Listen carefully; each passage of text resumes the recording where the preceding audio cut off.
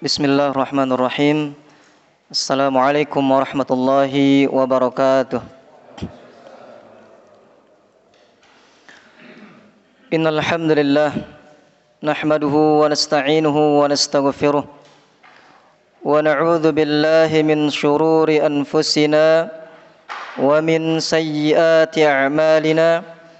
Man yahdihillahu fala mudilla lahu ومن يضلل فلا هادي له أشهد أن لا إله إلا الله وحده لا شريك له وأشهد أن محمدا عبده ورسوله. قال الله تعالى يا أيها الذين آمنوا اتقوا الله حق تقاته ولا تموتن إلا وأنتم مسلمون. وقال عز وجل يا أيها الناس اتقوا ربكم الذي خلقكم من نفس واحدة وخلق منها زوجها وبث منهما رجالا كثيرا ونساء واتقوا الله الذي تساءلون به والأرحام إن الله كان عليكم رقيبا. وقال عز وجل يا أيها الذين آمنوا اتقوا الله وقولوا قولا سديدا يصلح لكم أعمالكم ويغفر لكم ذنوبكم ومن يطع الله ورسوله فقد فاز فوزا عظيما. أما بعد فإن أصدق الحديث كتاب الله وخير الهدي هدي محمد صلى الله عليه وسلم وشر الأمور محدثاتها فإن كل محدثة بدعة wa kullu bid'atin dhalalah wa kullu dhalalatin finnar. Ma'asyiral muslimin rahimani wa rahimakumullah. Para bapak-bapak dan ibu-ibu yang semoga senantiasa dirahmati Allah tabaraka wa taala. Alhamdulillah biidznillah tabaraka wa taala kita masih diberikan kesempatan, masih diberikan kesehatan oleh Allah Subhanahu wa taala dalam menjalankan ketaatan-ketaatan kepadanya, mengkaji firman-firmannya dan sabda-sabda Rasulnya sallallahu alaihi wasallam. Dan ini patut kita syukuri apa yang Allah Subhanahu wa taala berikan kepada kita, karena seorang muslim yang sejati adalah dia bersyukur terhadap nikmat Allah Subhanahu wa taala dan merasa cukup terhadap apa yang Allah Subhanahu wa taala berikan, sehingga Allah tabaraka wa taala akan menambahkan nikmatnya kepada kita sebagaimana firman Allah Subhanahu wa taala, la in syakartum la azidannakum wa la in kafartum inna adzabi lasyadid. Para jamaah rahimani wa rahimakumullah, sebenarnya pada malam hari ini adalah jadwalnya Ustaz Abu Ghazi, hafizahullahu taala, qadarallahu ma syaa fa'al. Beliau berhalangan, kurang sehat. Syafahullah syifaan ajilan ghairu ajilin la yughadiru saqama la ba'sa tahur insyaallah. Semoga Allah tabaraka wa taala memberikan kesembuhan bagi beliau dan sehingga bisa berbagi faedah di tempat kita ini. Bapak-bapak dan ibu-ibu yang semoga senantiasa dirahmati Allah tabaraka wa taala, insyaallah pada malam hari ini kita akan sedikit menyampaikan wasiat baginda Rasulullah sallallahu alaihi wasallam, yaitu 7 wasiat. 7 wasiat Nabi sallallahu alaihi wasallam kepada sahabat yang mulia, yaitu sahabat Abu Dzar Al-Ghifari radhiyallahu an. 7 wasiat Nabi sallallahu alaihi wasallam kepada Abu Dzar Al-Ghifari radhiyallahu an. Para jamaah sekalian, ya, Abu Dzar Al-Ghifari nama beliau adalah Abu Dzar Jundub bin Junadah bin Sakan Al-Ghifari radhiyallahu an. Jadi Abu Dzar nama panjang beliau, Abu Dzar adalah kunyah beliau, julukan atau lakop beliau, sedangkan nama asli beliau adalah Jundub bin Junadah bin Sakan Al-Ghifari radhiyallahu an. Semoga Allah meridai beliau. Bahwasanya Jundub bin Junadah atau Abu Dzar Al-Ghifari adalah seorang sahabat yang pertama kali masuk Islam ya. Abu Dzar Al-Ghifari adalah sahabat yang pertama kali masuk Islam dan termasuk sahabat Nabi sallallahu alaihi wasallam yang paling baik. Sahabat Abu Dzar adalah sahabat yang paling pertama kali masuk Islam dan beliau adalah sahabat Nabi sallallahu alaihi wasallam yang paling baik. Sahabat Abu Dzar Al-Ghifari, beliau terkenal dengan kezuhudannya. Jadi kezuhudan, kejujuran beliau, ilmu beliau, bahkan beliau banyak meriwayatkan hadis-hadis Nabi sallallahu alaihi wasallam. Sahabat Abu Dzar Al-Ghifari. Para jamaah sekalian, kita langsung pembahasannya, apa saja wasiat baginda Rasulullah sallallahu alaihi wasallam kepada Abu Dzar Al-Ghifari. Diriwayatkan dalam kitab Sahih Bukhari dan Muslim an Abi Dzar radhiyallahu anhu qala awsani khalili sallallahu alaihi wasallam bisab'in. Dari Abu Dzar radhiyallahu an, beliau berkata, awsani khalili, kekasihku yaitu Rasulullah sallallahu alaihi wasallam, kata Abu Dzar, berwasiat kepadaku dengan 7 hal. Berwasiat kepadaku dengan 7 hal. Awsani khalili sallallahu alaihi wasallam. Abu Dzar mengatakan bahwasanya kekasihnya yaitu Rasulullah sallallahu alaihi wasallam berwasiat kepadanya dengan 7 hal. Yang pertama, para jamaah sekalian, wasiat yang pertama, bihubbil masakini wa an adanu wa minhum. Bihubbil masakini wa an adanu wa minhum. Baginda Rasulullah sallallahu alaihi wasallam, kata Abu Dzar, beliau memerintahkan aku supaya mencintai orang-orang miskin dan dekat dengan mereka. Wasiat Nabi sallallahu alaihi wasallam kepada Abu Dzar yang pertama adalah mencintai orang-orang miskin dan dekat dengan mereka. Ini wasiat yang pertama. Wasiat yang Rasulullah sallallahu alaihi wasallam mentujukan kepada sahabat Abu Dzar Al-Ghifari ini juga diwasiatkan kepada seluruh kaum muslimin. Bukan hanya wasiat ini diperuntukkan untuk sahabat Abu Dzar Al-Ghifari saja, tetapi untuk kaum muslimin seluruhnya, yaitu untuk kita semua. Maka para jamaah sekalian, di sini baginda Rasulullah sallallahu alaihi wasallam mewasiatkan kepada sahabat Abu Dzar Al-Ghifari radhiyallahu an untuk mencintai orang-orang miskin. Maka perlu kita ketahui siapakah orang-orang miskin, yang manakah yang dikatakan orang-orang miskin tersebut.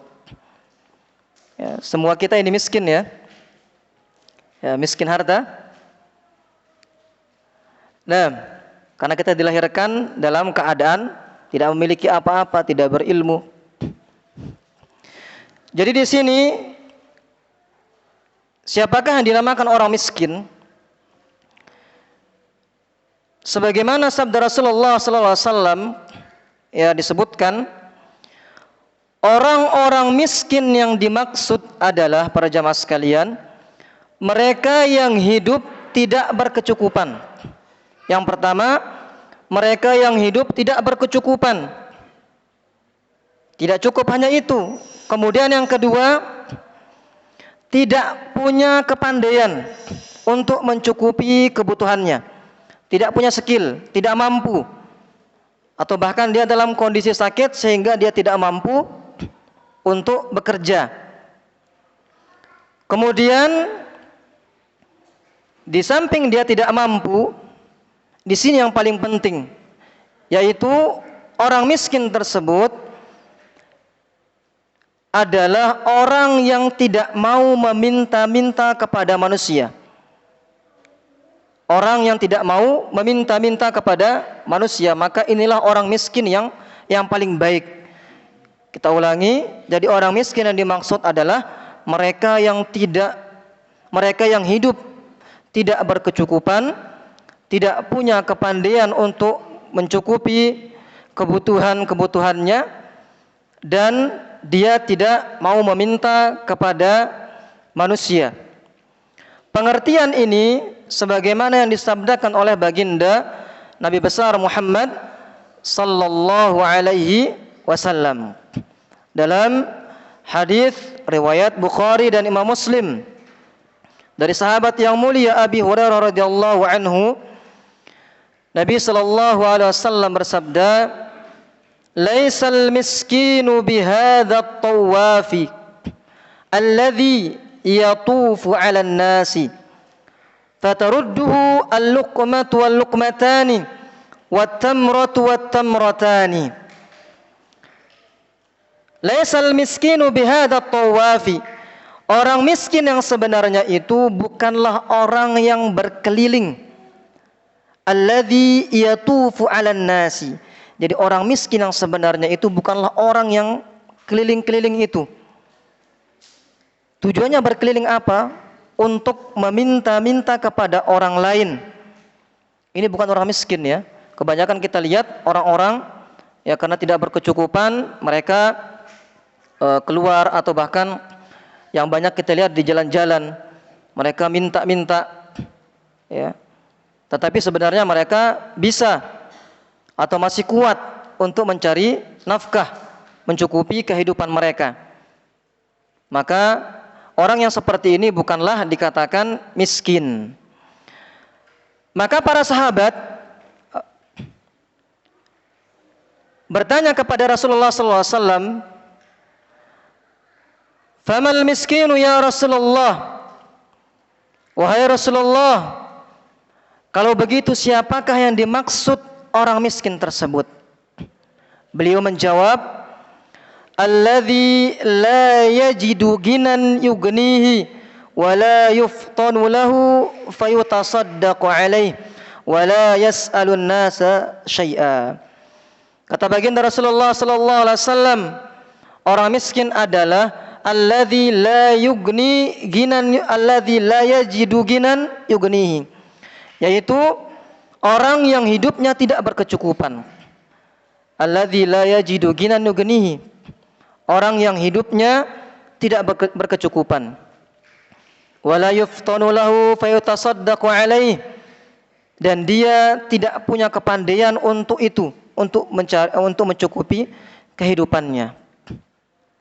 Seperti yang kita sebutkan tadi, entah dia dalam kondisi sakit ya, ditimpa musibah sehingga tidak bisa bekerja. Kemudian wala yas'alun nasa syai'a, dan orang miskin itu yang dinamakan orang miskin, dia tidak mau meminta-minta sesuatu pun kepada orang lain. Jadi dia akan berusaha untuk apa? Mencukupi kebutuhannya, entah dia bekerja apapun, yang penting halal. Tujuannya apa? Untuk menjaga kehormatan dia, untuk menjaga kehormatan, agar tidak menghina-hinakan diri kepada manusia dengan meminta. Inilah yang diminta oleh baginda Rasulullah sallallahu alaihi wasallam kepada Allah tabaraka wa taala dalam setiap doanya. Beliau selalu berdoa kepada Allah tabaraka wa taala meminta kecukupan dan menjaga kehormatan beliau dengan doa, Allahumma inna nas'alukal huda, kemudian wat-tuqa wal afafa wal ghina. Allahumma inna nas'alukal huda wat-tuqa wal afafa wal ghina. Allahumma inna nas'alukal huda, ya Allah, sesungguhnya kami meminta kepadamu al-huda, petunjuk, wat-tuqa, dan ketakwaan, wal afaf, ya di sini Afaf yaitu menjaga kehormatan dari meminta-minta. Yaitu dengan apa? Dengan cara dia merasa cukup, merasa qanaah dengan apa yang Allah Subhanahu wa taala berikan kepadanya, baik yang sedikit maupun yang banyak. Wal ghina, dan kecukupan. Itu harta yang cukup. Allahumma inna nas'alukal huda wat tuqa wal afafa wal ghina. Hafal semua insyaallah ya. Selain hafal, usahakan dipraktikkan ya, dipraktikkan. Ini sebagaimana yang disabdakan oleh baginda Rasulullah sallallahu alaihi wasallam juga. Dalam sabda beliau secara muttafaqun alaih, hadis yang diriwayatkan oleh Imam Al-Bukhari dan Muslim.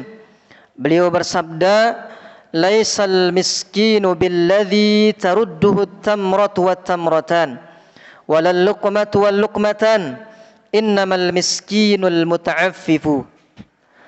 Orang miskin itu bukanlah orang yang berharap agar diberi 1 atau 2 butir kurma. Atau bukan pula orang yang berharap, orang miskin itu orang berharap sesuap ataupun 2 suap makanan. Innamal miskinul muta'affifu. Bahwasanya orang miskin itu adalah orang yang menjaga kehormatan dirinya. Kehormatan dirinya dari apa? Dari meminta-minta. Kemudian baginda Rasulullah SAW memerintahkan kepada para sahabat membaca firman Allah Subhanahu wa taala bahwasanya orang yang miskin adalah la yas'alun nasa ilhafa.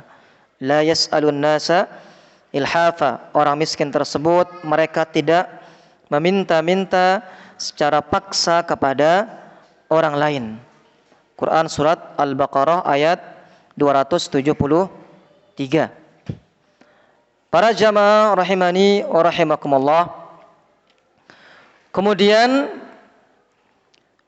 terkait wasiat Rasulullah sallallahu alaihi wasallam kepada sahabat Abu Dzar Al-Ghifari, yaitu mencintai orang-orang miskin dan dekat dengan mereka. Bagaimana cara kita mencintai mereka sekarang? Apakah cukup hanya mencintai mereka, ana uhibbuka fillah? Apakah hanya cukup dengan itu? Atau kita dekat dengan mereka? Apakah cukup hanya dengan itu?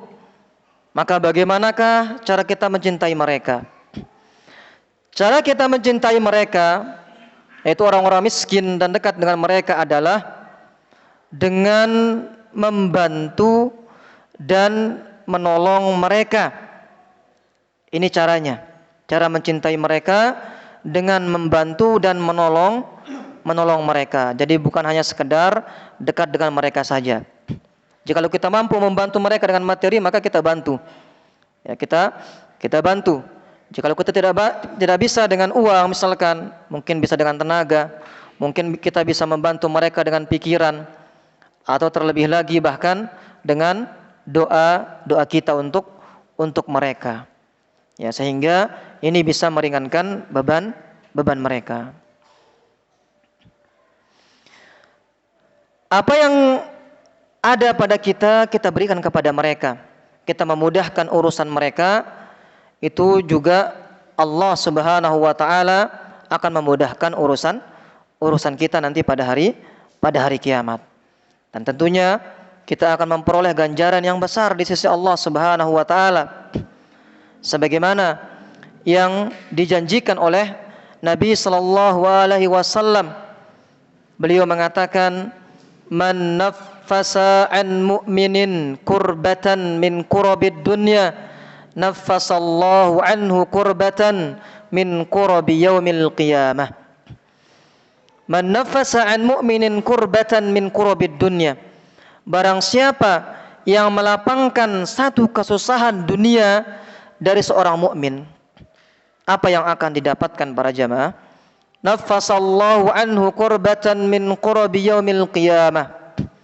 Maka Allah tabaraka wa taala akan melapangkan darinya satu kesusahan di hari kiamat. Kita meringankan beban saudara kita, ya, satu beban saudara kita, Allah akan meringankan satu beban kita nanti pada hari kiamat. Karena tidak ada pertolongan nanti pada hari kiamat, melainkan pertolongan Allah Subhanahu wa taala. Yauma la dhilla illa dhilluh. Tidak ada naungan pada hari kiamat kelak melainkan naungan Allah tabaraka wa taala, itu pertolongan Allah tabaraka wa taala. Maka jikalau kita ingin mendapatkan pertolongan Allah, salah satu caranya adalah dengan meringankan beban saudara kita. Kemudian wa man yassaru ala mu'sirin yassarallahu alaihi fid dunya wal akhirah. Dan barang siapa yang memudahkan kesulitan orang yang dililit hutang, atau tidak hanya itu, orang yang dalam kesusahan, yassarallahu alaihi fid dunya wal akhirah, maka Allah akan mudahkan atasnya, yaitu mudahkan urusan-urusannya di dunia dan akhirat. Kita mudahkan urusan saudara-saudara kita, Allah pun akan memudahkan segala urusan kita. Para jamaah rahimani wa rahimakumullah.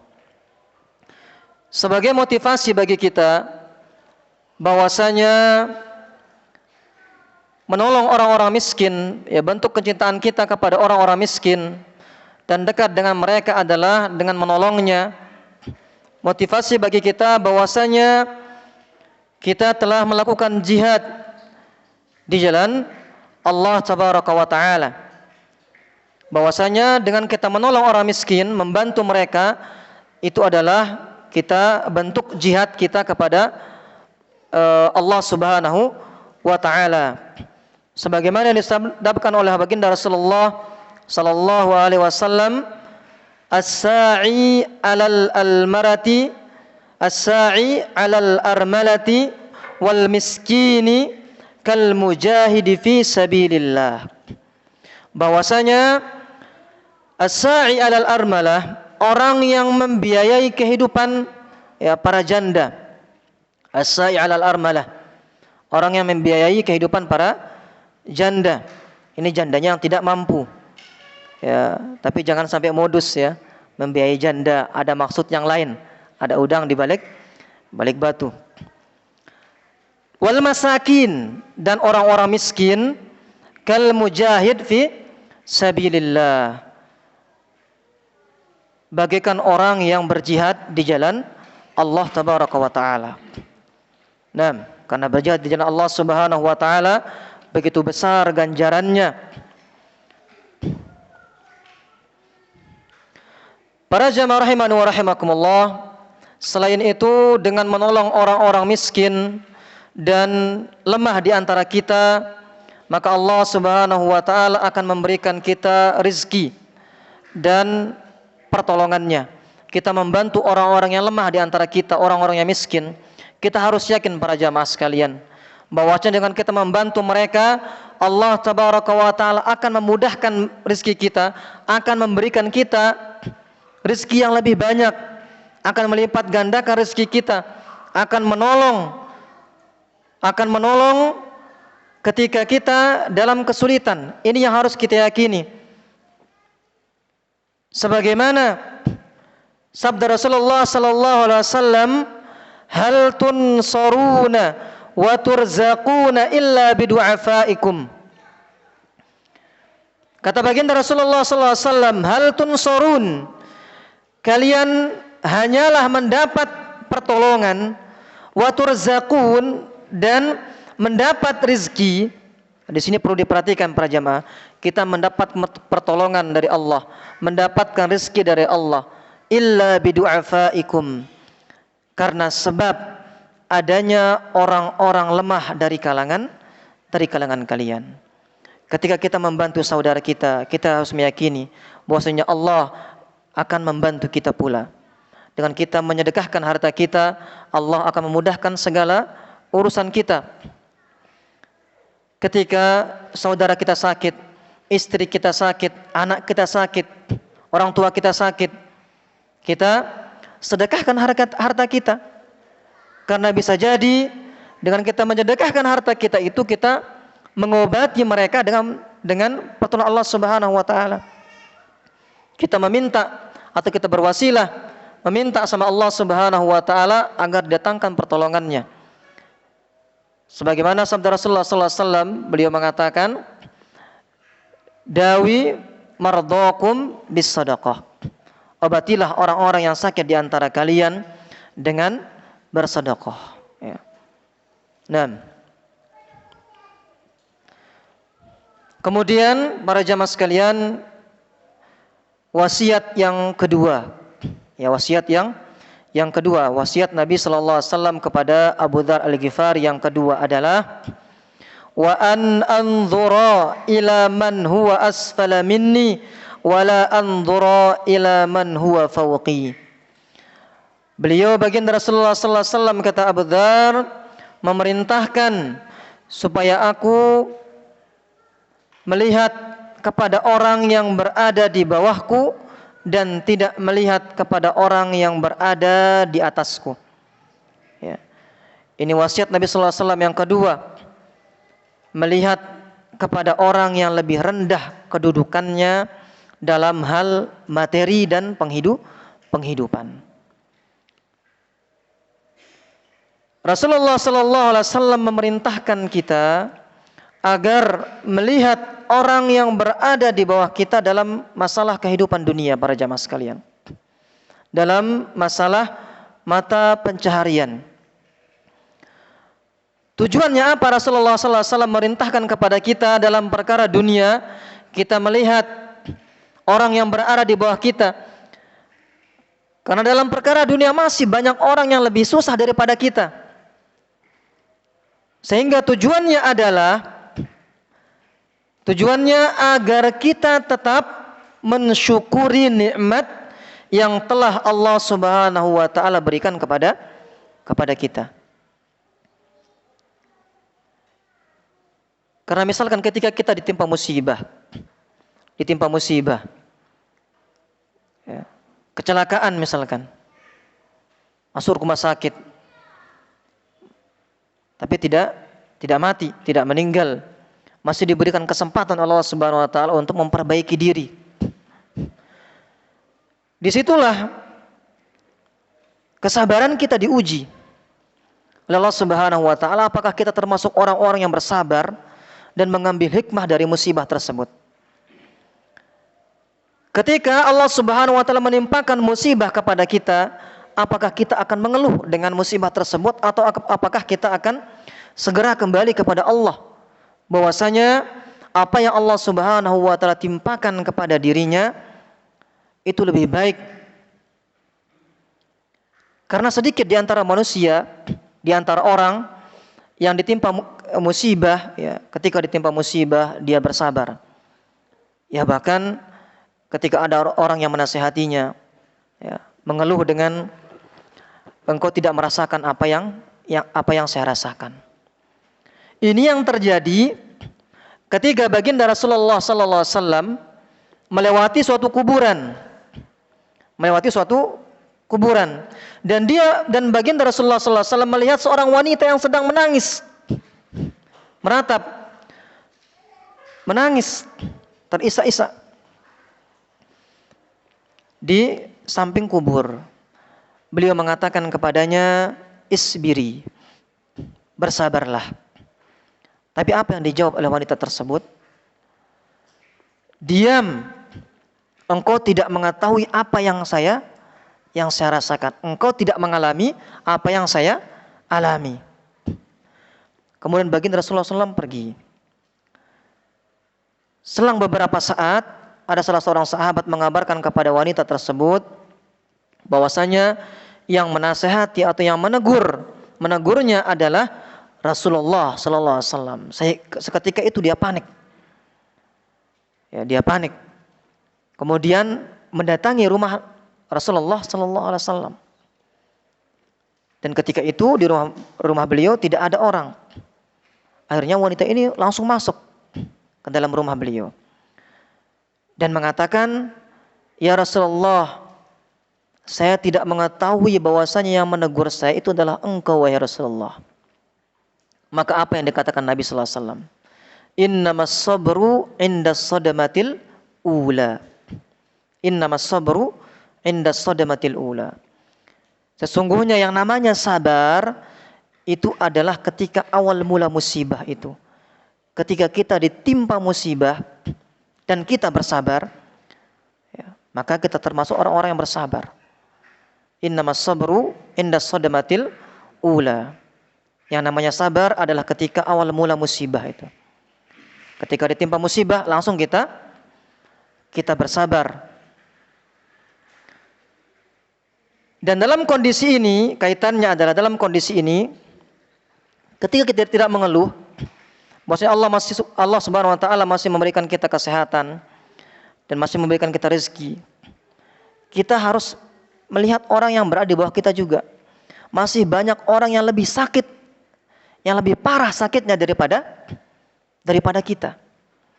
Sehingga dengan hal tersebut kita bisa mensyukuri nikmat Allah Subhanahu wa taala yang diberikan kepada kita. Kita masih diberikan untuk memperbaiki diri dalam menjalankan ketaatan kepada Allah. Dalam perkara dunia juga, mungkin dalam sehari kita hanya bisa makan satu kali. Tidak perlu berkecil hati. Kita harus tetap mengedepankan qanaah, merasa cukup terhadap nikmat yang Allah Subhanahu wa taala berikan kepada kita. Dalam perkara dunia, maka kita lihat begitu banyak orang yang tidak bisa makan dalam 1 hari, 2 hari, 3 hari, bahkan tidak makan dalam 3 hari. Hanya minum air saja. Dengan begitu Allah Subhanahu wa taala niscaya akan menambahkan nikmatnya kepada kita. Rasulullah sallallahu alaihi wasallam bersabda, "Unduru ila man huwa asfala minkum wa la tanduru ila man huwa fawqakum fa innahu ajdaru alla tazdaru ni'matallahi alaikum." Lihatlah kepada orang yang berada di bawahmu dan jangan melihat orang yang berada di atasmu dalam perkara dunia. Karena yang demikian itu fa innahu ajdaru alla tazdaru ni'matallahi alaikum. Karena yang demikian itu lebih patut agar kita tidak meremehkan nikmat yang Allah Subhanahu wa taala berikan kepada kita. Para jamaah rahimani wa rahimakumullah, ini dalam perkara dunia. Adapun dalam masalah agama, ketaatan, mendekatkan diri kepada Allah, meraih pahala dan surga Allah tabaraka wa taala, maka dalam hal ini sudah seharusnya kita melihat kepada orang yang berada di atas kita. Kita harus berlomba-lomba dalam kebaikan. Fastabiqul khairat. Rasulullah sallallahu alaihi wasallam memerintahkan kita melihat kepada orang yang berada di bawah kita dalam masalah dunia agar kita menjadi orang-orang yang bersyukur. Kalau sudah bersyukur, maka kita sudah menanamkan dalam diri kita sifat al-qanaah, merasa cukup terhadap Allah Subhanahu wa taala, merasa cukup terhadap Allah Subhanahu wa taala yang dikaruniakan kepada kita. Tidak perlu hasad, tidak perlu dengki, tidak perlu iri kepada orang lain. Ya, karena kekayaan yang paling baik adalah kekayaan apa? Kekayaan hati. Ya.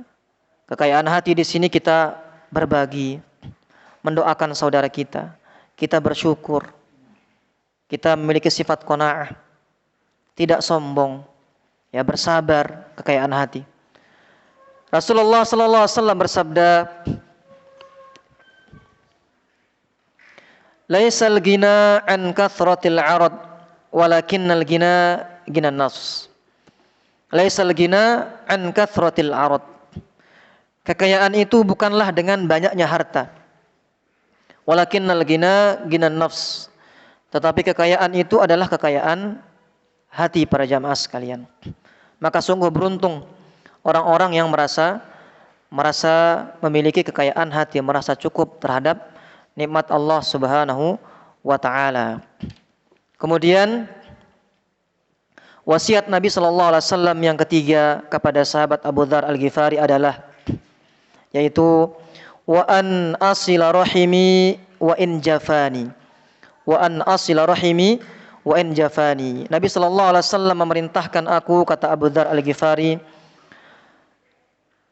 supaya menyambung silaturahim. Meskipun meskipun mereka berlaku kasar kepadaku, wa in jafani. Nabi sallallahu alaihi wasallam memerintahkan kepadaku untuk menyambung tali silaturahim kepada kerabat, kepada kerabatku, wa in jafani, walaupun mereka berbuat kasar. Wasiat yang ketiga ini yaitu menyambung silaturahim meskipun karib kerabat berlaku kasar. Imam Ibnu Mandzur rahimahullahu taala berkata tentang silaturahim. Imam Ibnu Al-Athar rahimahullahu taala berkata, silaturahim adalah ungkapan mengenai perbuatan baik kepada karib kerabat karena hubungan senasab. Yang namanya silaturahim ini hubungan baik kepada karib kerabat karena dikarenakan hubungan nasab atau perkawinan. Kita diperintahkan untuk berlemah lembut kepada mereka. Maka para jamaah sekalian, dari definisi di atas bahwasanya silaturahim ini kita berbuat baik kepada karib kerabat. Ada yang ada hubungan nasab. Maka perlu kita ketahui bahwasanya silaturahim hanya ditujukan pada orang-orang yang memiliki hubungan kerabat dengan kita. Seperti kedua orang tua, kakak kita, adik, paman, bibi, keponakan, sepupu, dan kerabat yang masih memiliki hubungan nasab dengan kita. Para jamaah sekalian rahimani wa rahimakumullah, sebagian besar kaum muslimin ini salah dalam menggunakan kata silaturahim. Mereka menggunakannya untuk hubungan mereka dengan rekan-rekan atau kawan-kawan, yang tidak ada hubungan nasab, tidak ada hubungan keturunan. Padahal silaturahim hanyalah terbatas pada orang-orang yang memiliki hubungan kekerabatan dengan kita. Maka adapun kepada orang yang bukan kerabat, yang tidak ada hubungan nasab, tidak ada hubungan keturunan kita, maka dinamakan ukhuwah Islamiyah. Ukhuwah Islamiyah, persaudaraan Islam. Kita ulangi sekali lagi, yang ada hubungan nasab ini namanya menyambung tali silaturahim, yaitu kekerabatan. Kalau yang di luar itu teman-teman kita, rekan-rekan kita, itu namanya ukhuwah Islamiyah, persaudaraan Islam.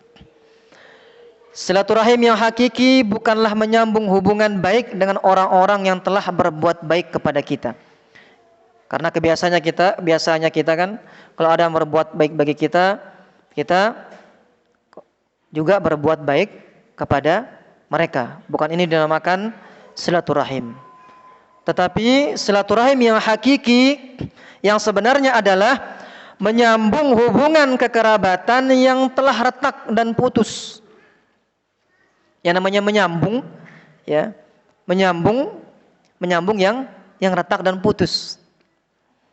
Adapun yang tidak retak, orang yang berbuat baik kepada kita di luar kekerabatan, di luar kerabat kita, kita berbuat baik kepada mereka, maka ini bukan namanya silaturahim. Tetapi adanya keretakan, adanya putus hubungan kekerabatan kita karena mungkin sebab saudara kita atau keponakan atau paman kita berbuat kasar kepada kita, telah menyakiti hati kita, sehingga kita merasa sakit hati dan sangat sulit sekali memaafkan mereka. Maka disinilah baginda Rasulullah SAW memerintahkan, berwasiat kepada Abu Dzar agar menyambung hubungan silaturahim yang seperti ini. Karena banyak kita temukan saudaranya berbuat salah sehingga dia tidak menyambung atau bahkan tidak mengunjungi saudaranya berhari-hari atau bahkan bertahun-tahun, tidak pernah silaturahim ke rumah atau sowan ke rumah saudaranya. Ujung-ujungnya mengatakan, saya belum bisa memaafkan memaafkan dia. Maka karena beratnya memaafkan, ya, beratnya memaafkan kesalahan orang lain, Nabi sallallahu alaihi wasallam mewasiatkan kepada Abu Dzar agar menyambung tali silaturahim yang telah retak dan putus. Nabi sallallahu alaihi wasallam mengatakan, laisal wasilu bil mukafi'i. Ya, orang yang menyambung kekerabatan bukanlah orang yang membalas kebaikan orang lain. Walakinnal wasilul ladzi idza quti'at rahimahu wa salaha. Akan tetapi orang yang menyambung tali silaturahim adalah orang yang menyambung kekerabatannya apabila terputus.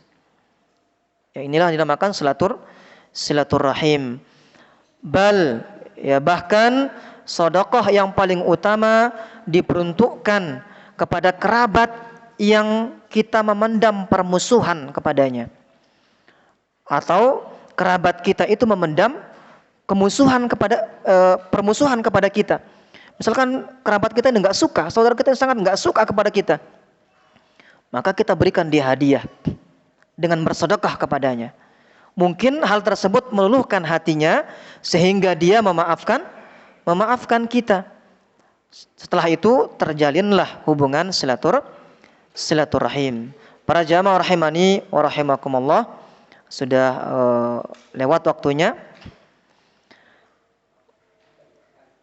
Gimana? Adzan, ya, taib. Nah, tafadhal diselingi adzan terlebih dahulu.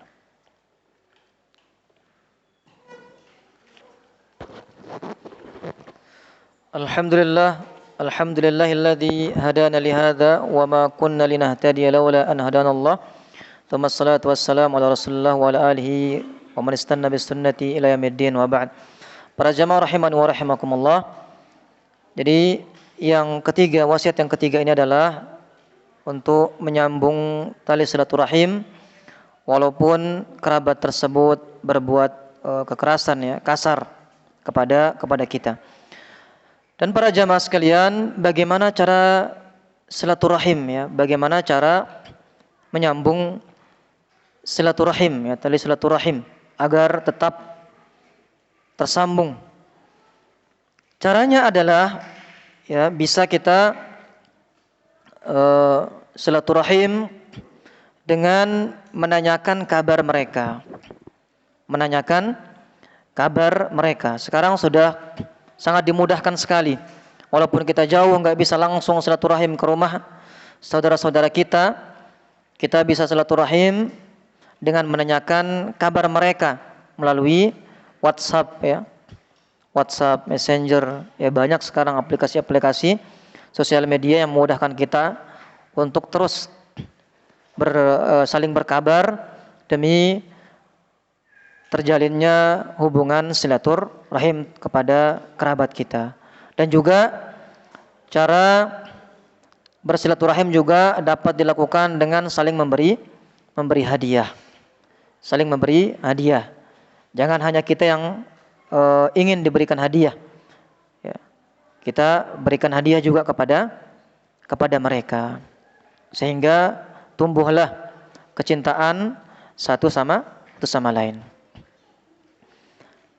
Dan bersilaturahim juga bisa dengan cara bersedekah kepada kerabat kita yang miskin. Jika ada saudara kita, kakak kita, mungkin adik kita yang miskin, yang kurang mampu, kita bersedekah kepadanya. Ini juga cara bersilaturahim, yang menghormati yang lebih tua, ya, menghormati yang lebih tua. Sehingga Allah tabaraka wa ta'ala dengan semua cara-cara ini dan masih banyak lagi cara-cara yang lain, Allah tabaraka wa ta'ala akan memudahkan rezeki kita. Dan di samping memudahkan rezeki kita juga memanjangkan umur kita. Ini yang baginda Rasulullah sallallahu alaihi wasallam kabarkan kepada kita, man ahabba an yubsata lahu fi rizqihi wa yunsa'a lahu fi atharihi falyasil rahimahu. Man ahabba an yubsata lahu fi rizqihi, barang siapa yang suka diluaskan rezekinya, yang dimudahkan rezekinya, dibukakan pintu dunia, wa yunsa'a lahu fi atharihi, dan dipanjangkan umurnya. Falyasil rahimahu, maka hendaklah ia menyambung tali silaturahim. Nah, para jamaah rahimani wa rahimakumullah, mungkin hanya ini yang bisa kita sampaikan. Adapun sisa atau sebagian dari wasiat Nabi sallallahu alaihi wasallam kepada Abu Dzar Al-Ghifari, insyaallah akan kita sampaikan pada di lain waktu insyaallah. Ya, jika Allah tabaraka wa taala memberikan kita kesempatan dan kesehatan sehingga kita bisa berjumpa kembali dan mengkaji sabda Rasulullah sallallahu alaihi wasallam. Aqulu qawli hadza wa astaghfirullah li wa lakum wa lisairil muslimina min kulli dhanbin fastaghfiruh innahu wal ghafurur rahim. Wa sallallahu ala nabiyyina Muhammad wa ala alihi wa sahbihi wasallam. Subhanakallahumma bihamdika asyhadu an la ilaha illa anta. Wassalamualaikum warahmatullahi wabarakatuh.